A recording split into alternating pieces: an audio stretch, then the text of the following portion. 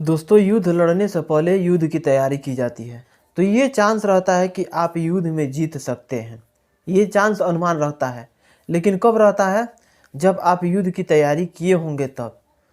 दोस्तों, जब आप पढ़ाई करते हैं, पढ़ाई के साथ साथ आपको जो डॉक्यूमेंट है, और मान लीजिए इंटर कर लिए हैं, ग्रेजुएशन कर लिए हैं, कोई इंटर लेवल पे, ग्रेजुएशन लेवल पे वैकेंसी आती है, सरकारी या प्राइवेट, जो वैकेंसी आती है कि बहुत सारा डॉक्यूमेंट आपसे सबमिट करने के लिए बोला जाता है।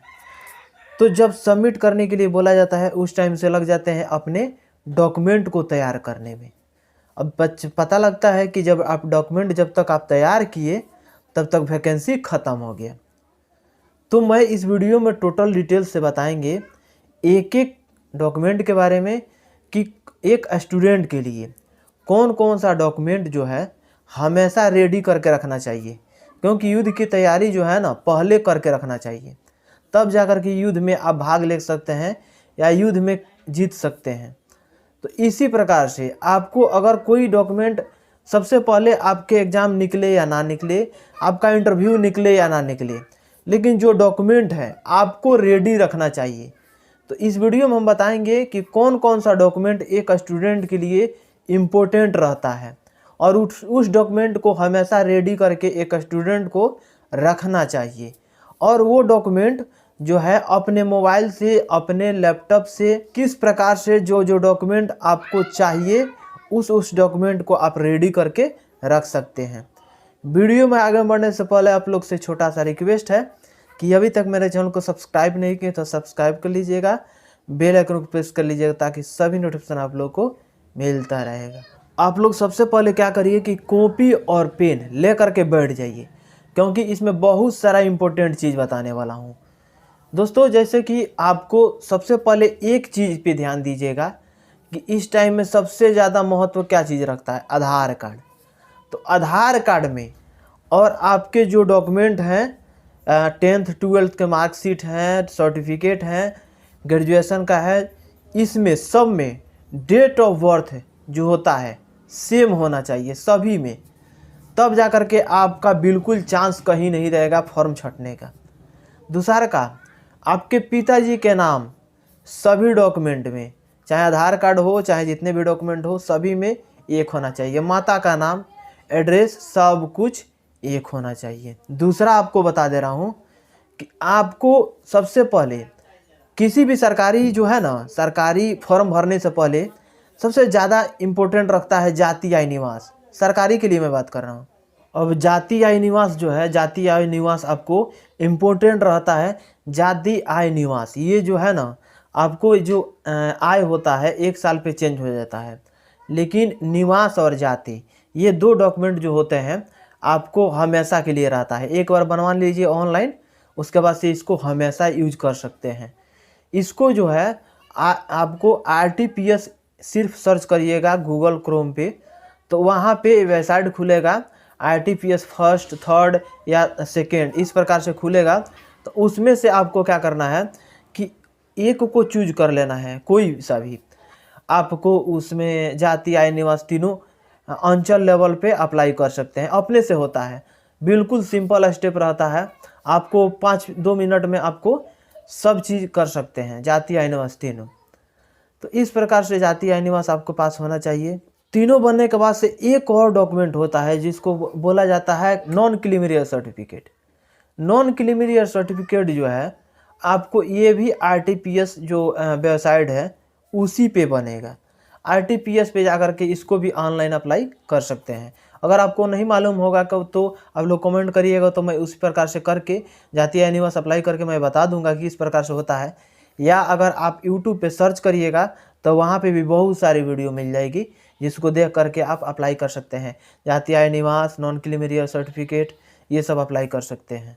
पांचवा आप लोग को बता दूं, जाति, आय, निवास 3 की हो गया, एक नॉन क्रीमी सर्टिफिकेट हो गया, 4 हो गया। पांचवा आप लोग को बता दूं, पुलिस वेरिफिकेशन सर्टिफिकेट बोलिए या उसको कैरेक्टर सर्टिफिकेट बोलिए। बहुत सारे लोग पुलिस वेरिफिकेशन सर्टिफिकेट बोलते हैं, बहुत सारे लोग कैरेक्टर सर्टिफिकेट बोलते हैं। तो इसको भी आप RTPS में जा कर के अप्लाई कर सकते हैं। ये बिहार का वेबसाइट है, RTPS में जा कर के अप्लाई कर सकते हैं।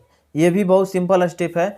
अप्लाई करना होगा। अप्लाई करने के बाद से आपके पास 7 से 8 दिन के अंदर थाना से, आपके नज़दीकी थाना से कॉल आता है, वहाँ पे वेरीफाई कराना रहता है जा करके। तो वहाँ पे अपना आधार कार्ड लेके जाइएगा, फ़ोटो लेके जाइएगा, थाना से वेरीफाई होता है। वेरीफाई होने के बाद से 7 या 8 दिन के बाद से फिर इंतज़ार करिएगा, तो नेट पे अवेलेबल मिल जाएगा। या अगर एसपी ऑफिस के बगल बगल में रहता है, वहाँ पे इसका काउंटर रहता है, तो वहाँ से भी ले सकते हैं। या जो रिसीविंग आपको मिला रहेगा वहाँ से भी RTPS वेबसाइट से ही उसको डाउनलोड कर सकते हैं, और डाउनलोड करके उसको कहीं भी लगा सकते हैं। एकदम बिल्कुल वो जेन्युइन रहता है, उसमें मोहर और साइन की कोई भी चीज़ की ज़रूरत नहीं पड़ती है। मैं जितना सारा डॉक्यूमेंट बता रहा हूँ इसमें सब चीज़ ऑनलाइन प्रोसेस है। आपको कहीं भी इस डॉक्यूमेंट पे किसी से साइन और मोहर कराने की ज़रूरत नहीं पड़ती है। ये बिल्कुल आसानी से आपके इंटरनेट पे अवेलेबल मिल जाता है, डाउनलोड कर सकते हैं। बहुत सारे स्टूडेंट हैं जो कि सोचते हैं कि पैन कार्ड हमको इतना ज़रूरत नहीं पड़ेगा, तो पैन कार्ड वो लोग नहीं बनवा पाते हैं। तो पैन कार्ड भी आप लोग अपना बनवा के रखिएगा। उसमें भी इम्पोर्टेंट डॉक्यूमेंट में से आपका पैन कार्ड भी आ जाता है। और उसके बाद से पैन कार्ड, आधार कार्ड, ये सारे डॉक्यूमेंट होने के बावजूद आपका पासबुक होना चाहिए, किसी भी बैंक में खाता होना चाहिए। इतना सारा डॉक्यूमेंट एक स्टूडेंट के लिए हमेशा अवेलेबल होना चाहिए, तब जा कर के कोई भी फॉर्म आप अप्लाई कर सकते हैं। आसान प्रोसेस। एक और इम्पोर्टेंट चीज़ में आ जाता है, वो क्या चीज़ है? Computer course. जो कि DCA करिए चाहे ADCA करिए, दोनों कोर्स करने में कुछ ज़्यादा का फ़र्क नहीं पड़ता है। दोनों में टैली, मतलब ADCA करिएगा तो विस्तार से टैली के बारे में बता दिया जाता है। अगर ADCA करेंगे तो आप ADCA कर सकते हैं। ADCA का जो सर्टिफिकेट रहेगा वो आपके पास अगर रहेगा, तो ये अगर कोई कंप्यूटर लेवल पे, जैसे डाटा ऑपरेटर का कहीं बहा लिया जाता है। अभी फ़िलहाल में देखिए पूरे बिहार में बड़े लेवल पे डाटा ऑपरेटर के पूरे स्कूल में बहा लिया है। तो इसमें क्या चीज़ मांग रहा है? ग्रेजुएशन प्लस में कंप्यूटर। तो कंप्यूटर कोर्स होना चाहिए, तब जा कर के इसमें अप्लाई कर सकते हैं। तो इसी प्रकार से जितने सारे डॉक्यूमेंट मैं बताया हूँ, ये जो डॉक्यूमेंट है सभी डॉक्यूमेंट अपने आप से अप्लाई कर सकते हैं। एक आपका जो है आप कंप्यूटर कोर्स का जो सर्टिफिकेट होता है DCA या DCA का छोड़ के, बाकी हर चीज़ अपने हाथ से अप्लाई कर सकते हैं। और टोटल डॉक्यूमेंट रेडी करके अपने पास एनी टाइम अवेलेबल रखिए, क्योंकि पता नहीं लगता है कि कब भर्ती आएगा और कितने जल्दी पूरे सीट पे कब्जा हो जाएंगे स्टूडेंट को। तो ये चीज़ पे ध्यान देना होगा। सबसे पहले जब आप स्टूडेंट हैं तो टोटल डॉक्यूमेंट आपको रेडी करके रखना पड़ेगा, तब जा कर के आप तैयार रहेंगे किसी भी बहाली का फॉर्म फिलअप करने के लिए।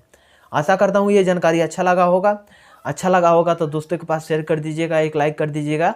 मिलेंगे नेक्स्ट वीडियो में। आज के लिए बस इतना ही। जय हिंद।